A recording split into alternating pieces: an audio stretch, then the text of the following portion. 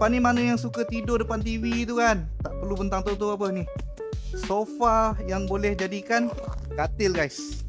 So kita agak pusing So kat sini dia bagi instruction manual ni, kita just ikut dan pasang Kat sini dia bagi skru, Allen key, spana dengan dia punya nut ni Okay, korang ambil yang jenis besi L ni kan, just masukkan kat sini. Dia dah ada lubang guys. Lepas tu kita just skrukan je. Sebelah dalam dia dah ada nut, so kita tinggal skrukan je menggunakan dia punya Allen key ni. Okay, yang ni kita dah pasang. Lepas tu dia jenis yang macam T ni kan, masuk satu sini, satu sini. Step yang sama, just skrukan saja. Okay, ni tempat penyandar dia. Dia ada bagi skru yang panjang ni kan. Lepas tu kita skrukan dia ada bagi nut dia. Dia dah macam ni, korang dah tarik Tarikkan. Lepas tu sini dia ada lubang guys. Bila dah masuk sini kan, dia ada lubang tu, just masukkan skru ni. Lepas tu ikat macam biasa.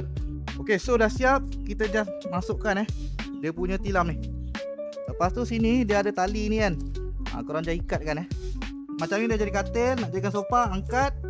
Yang ni tolak je ke depan. Lepas tu korang angkat sikit. Okay, dia akan lock nampak memang selesa guys. Seorang, dua orang. Bila malam nak tidur depan TV, angkat, tolakkan saja. Terbaik guys. Sini dia ada satu laci guys. Boleh simpan macam-macam barang dalam ni. Siap dapat 2 biji bantal ni. Untuk dia punya metal jenis screen friendly, PU leather.